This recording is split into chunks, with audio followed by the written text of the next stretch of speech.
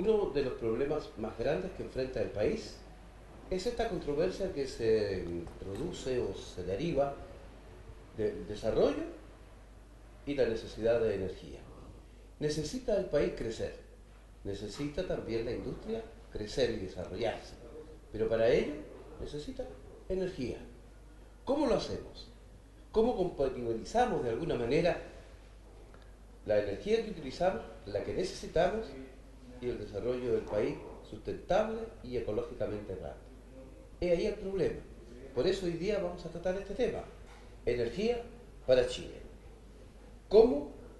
¿Dónde están los canales? ¿Cuáles son las fuentes energéticas más importantes y las que debieran permitir este desarrollo equilibrado y sustentable? Es lo que vamos a conversar hoy con los profesores Gustavo Sangüesa Garrido y Osvaldo Reynoso Alarcón. ¿Cómo están, profesores? Buenos días. Buenos días. Muchas gracias por la invitación. Profesores, ustedes son ingenieros civiles ambos, ingenieros civiles eléctricos, electrónicos, ambos académicos del Departamento de Ingeniería Eléctrica y Electrónica de la Universidad del Biobío. Por lo tanto, esta materia es algo que es esencial, digamos, en su trabajo diario. Y están enfrentados a este problema. Se habla mucho de energía, se habla de una serie de conceptos y pareciera que los conceptos no están tan claros en términos generales. La gente parece que ha ido creando ciertos mitos respecto de la energía. ¿A qué nos referimos cuando hablamos de energía para Chile? ¿Cuál es la energía que necesitamos y cuánto? Buenos días. Primero que nada, ¿no es cierto?, decir de que la energía hoy día es un concepto transable. Tiene un significado económico, primero que nada, que lamentablemente se ha, digamos, estilado de esta forma, y naturalmente como un concepto de necesidad técnica.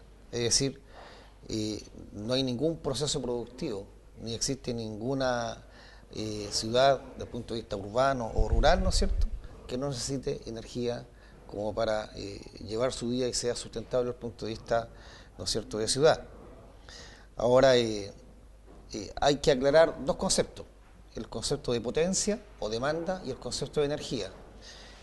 Energía es potencia por tiempo, y potencia, ¿no es cierto?, es la cantidad de trabajo, ¿no es cierto?, se requiere como para desarrollar una acción. Si voy a mover una máquina, si voy a encender una luz, si vamos, ¿no es cierto?, a extraer agua a través de alguna bomba, siempre va a estar latente la necesidad de la energía eléctrica para convivir como ciudad. Ahora, esa energía eléctrica se puede producir de diferentes maneras y nosotros en Chile la mayor cantidad de energía eléctrica que producimos se deriva de qué fuentes.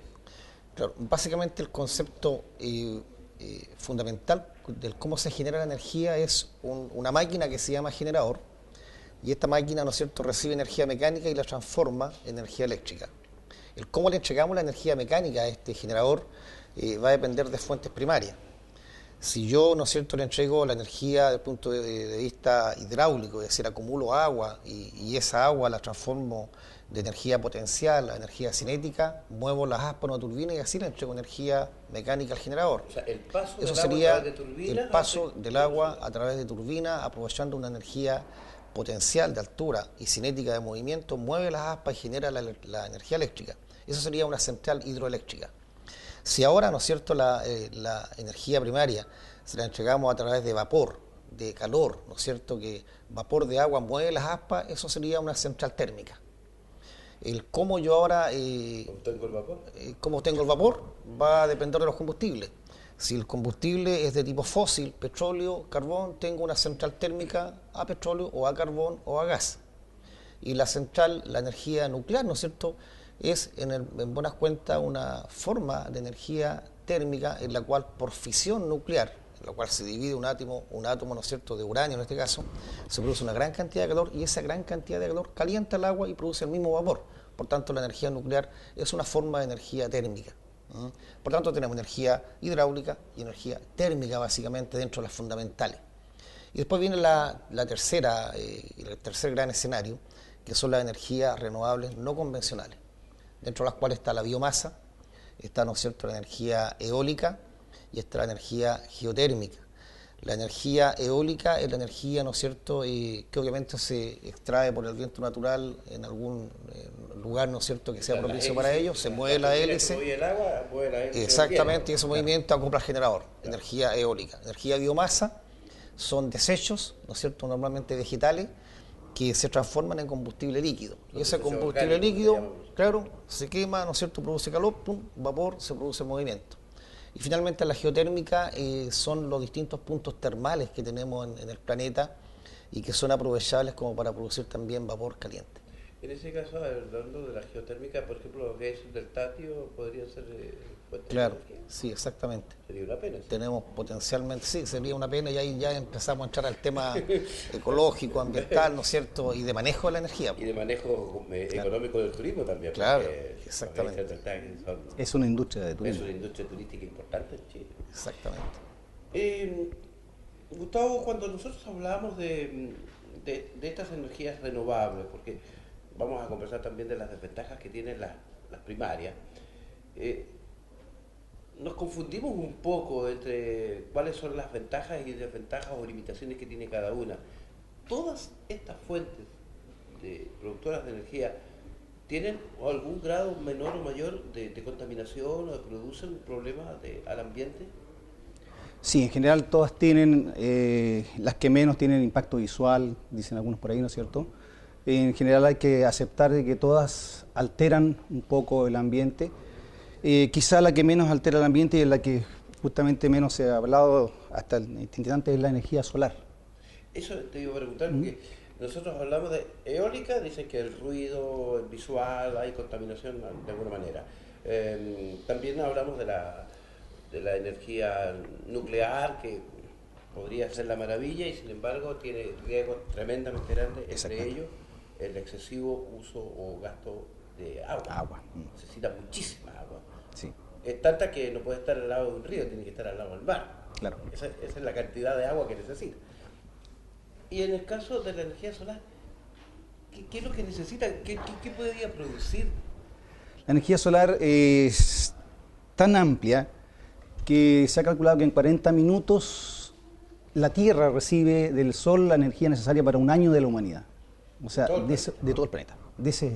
Porque tienes que pensar que las 24 horas del día, la mitad de la Tierra está iluminada, aunque nosotros tengamos el día y la noche, desde el punto de vista de la Tierra, está iluminada la mitad todo el tiempo. Entonces, además de eso, de los desiertos del mundo, el 10% sería suficiente para adaptar, digamos, y abastecer toda la energía de la humanidad también. El 10% de los desiertos, si pudiéramos ocuparlo. El problema que tenemos allí es la poca eficiencia de captar esa energía, por un lado. O sea, los elementos que tenemos para captarla no son tan eficientes como quisiéramos, sobre todo desde el punto de vista eléctrico. Y el otro problema desde el punto de vista eléctrico es que la energía que se produce es de un tipo que debe ser almacenada.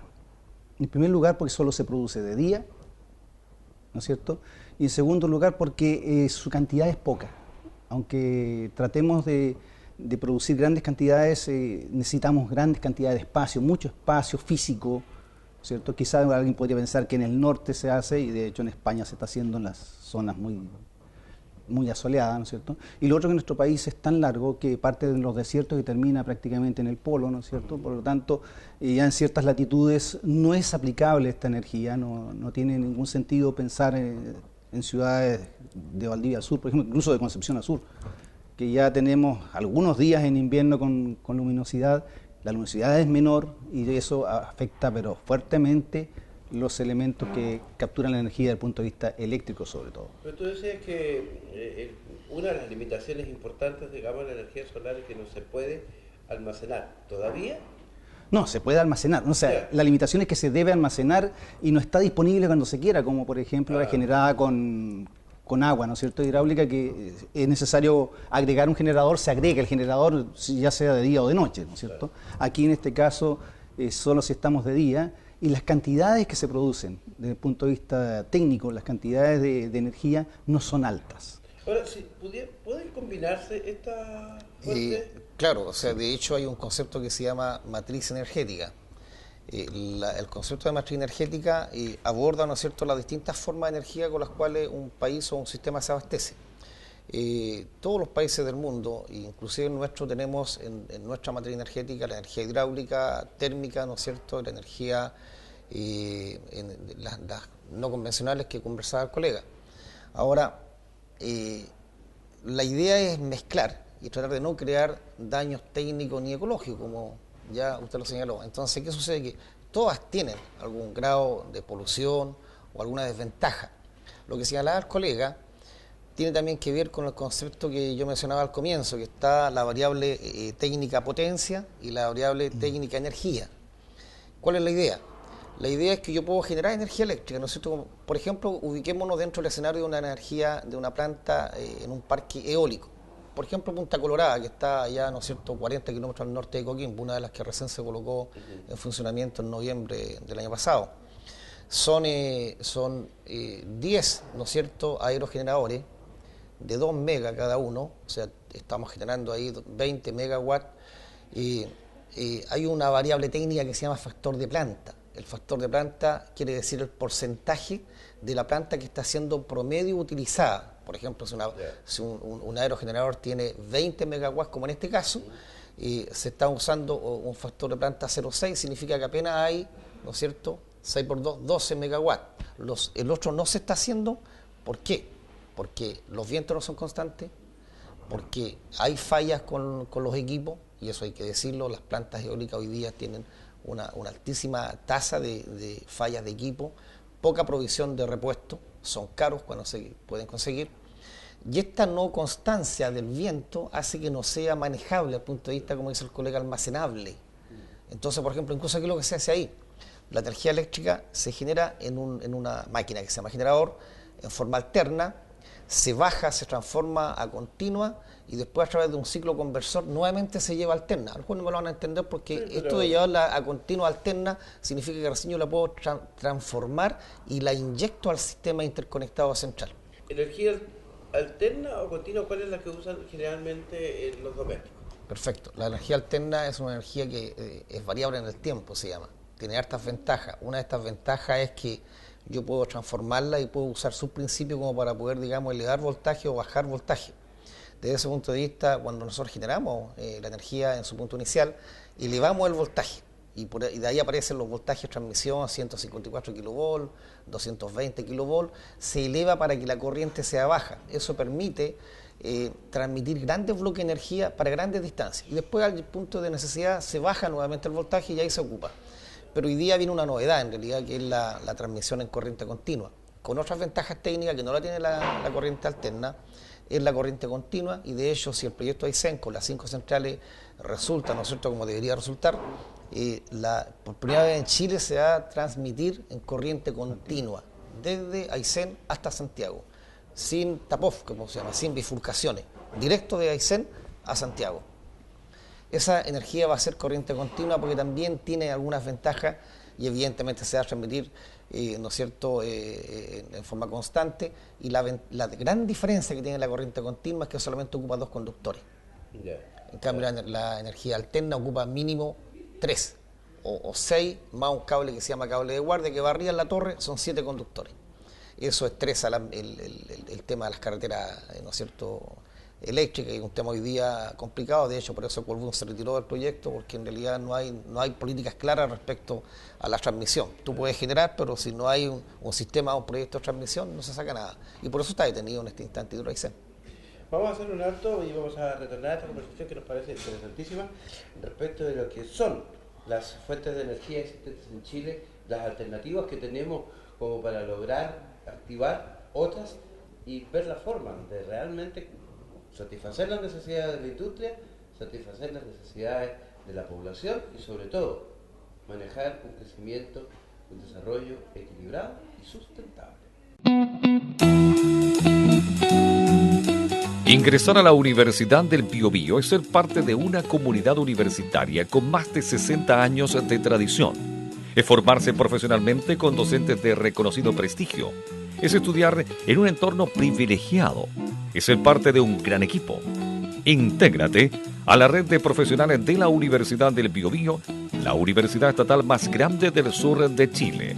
Universidad del Biobío, acreditada.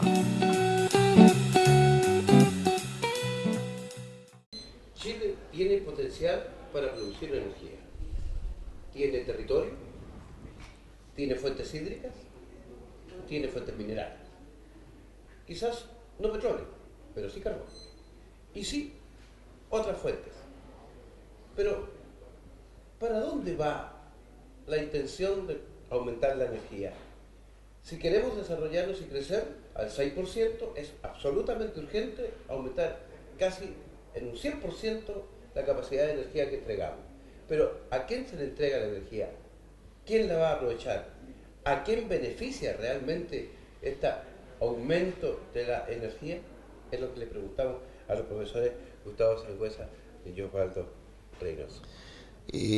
Tomando ese 6% de crecimiento que usted señala, Avelino, que dicen que ha bajado un poco, entre paréntesis, eso nos obliga a que crezca nuestra capacidad instalada al doble en 10 años. Por cada década, si es que el crecimiento es un 6%, deberíamos tener una disponibilidad del doble de capacidad instalada. Esto significa que, por ejemplo, si hoy día estamos teniendo una capacidad instalada de 15,3 gigawatts, ¿no es cierto?, potencia instalada, deberíamos tener 30 de aquí al año 2022.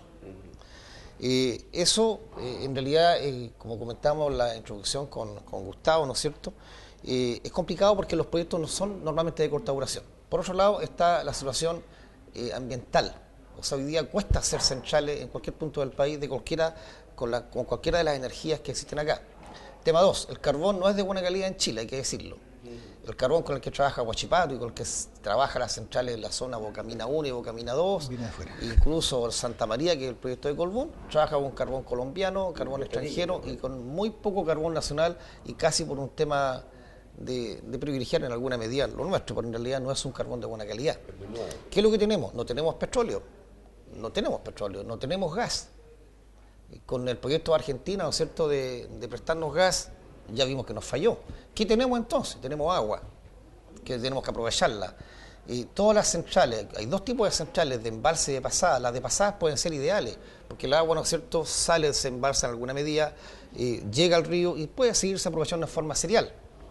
Ahora, el proyecto Hydro Aysén son 5 centrales, ¿no es cierto?, que en este instante el proyecto está detenido, representaría más o menos 3.000 megawatts de generación, de capacidad, que más o menos es como el 20% de nuestra actual capacidad instalada. Pregunta, ¿será necesario, ¿no es cierto?, que Hydro Aysén funcione y que exista, que, digamos, cohabita dentro de esta matriz energética? Los escenarios de respuesta pueden ser distintos. Si le damos importancia a las energías renovables no convencionales, puede ser un respiro, ¿no es cierto?, y a lo mejor no ser necesario Hydro Aysén, si también nuestra carretera la ocupamos de forma óptima. Por ahí va la cosa. Ahora, quiero también señalar que nuestro sistema está dividido en 4 sistemas interconectados. Está el sistema Norte Grande, el sistema interconectado central, el sistema Aysén, que son más pequeños, y el sistema Magallanes. El sistema que más preponderancia tiene es el sistema interconectado central, que cubre Chile desde Taltal hasta Chiloé, con casi un 93% de población que atiende y en capacidad instalada. De manera que, para concluir, pienso en lo personal, yo en lo personal soy enemigo de las energías nucleares, por todo lo que esto trae consigo como un tema de ambiental. Ahí tenemos la experiencia que recientemente pasó con Japón, 54 centrales, no tenemos la tecnología ni la ingeniería todavía para asumirlo, de manera que tenemos que hacer con lo que hay. ¿Qué tenemos? Hidráulica bien manejada y darle suma importancia a las energías renovables no convencionales, por ejemplo la eólica, la geotérmica, la biomasa y la solar. ¿Pero a quién favorecería esta energía nueva fundamentalmente? Gustavo, Osvaldo. Sí, lo que pasa es que el mercado eléctrico en realidad es bien como que riguroso y quienes regulan este mercado, las generadoras, las transmisoras y las distribuidoras, son aproximadamente 70 empresas. Y las 70 empresas en realidad son capitales privados y son muy pocos los capitales, los dueños así de todo este sistema orgánico, de manera que mi opinión personal es que esto tiene una variable y un escenario económico que desde mi punto de vista favorece 100% a estas empresas interesadas, nacionales o transnacionales, y naturalmente, como tiene que ser porque es un negocio, ¿no es cierto?, pero también sirve y presta un servicio que es súper necesario para cualquier país. Pero ¿cuánto es el porcentaje de energía que utiliza, digamos, la gente, la sociedad? Del orden de un 15 a un 18%. O sea, el otro 80% entre residencial es y, para la industria. claro, entre residencial y, claro, el resto de la industria. Y industria que en gran medida y en alto porcentaje son empresas transnacionales extranjeras, es decir, ni siquiera son capitales chilenos. Gustavo, ¿hay posibilidad de echar a andar estas centrales o estas fuentes energéticas alternativas? Sí, solares, sí, sobre todo en la producción.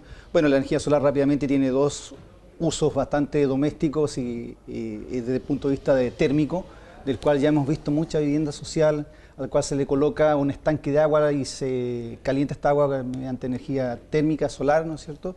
Y eso hace que los calefactores, los califones en general ocupen menos energía para lograr el agua a la temperatura que la gente la necesita. Esa es una de las maneras en que se está usando la energía solar en este instante. Y la segunda es efectivamente producir energía eléctrica, la cual sería, si no tan rentable por el momento, por los altos costos de los elementos, sí yo la visualizo como una solución para las viviendas unifamiliares. Pero directamente para la población. Directamente a la población. O sea, no es posible producir grandes cantidades, como lo dije hace un rato atrás, ¿no es cierto? Pero sí lo suficiente como para la atención doméstica de la gente. Esos niveles de energía son factibles de producir mediante pequeñas paneles y centrales aisladas, almacenamiento con baterías dentro de la misma casa, ¿no es cierto? Y ese tipo, y respaldo eólico en el caso que sea necesario para la noche. Y ya existen sistemas combinados eólicos y fotovoltaicos. Chile puede crecer. Chile tiene posibilidades de cumplir con los requisitos que necesita la industria y la población.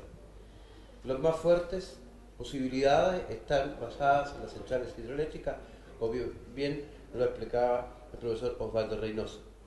Y existe para la población también una posibilidad de solución a sus requerimientos domésticos, que corresponde a la energía solar.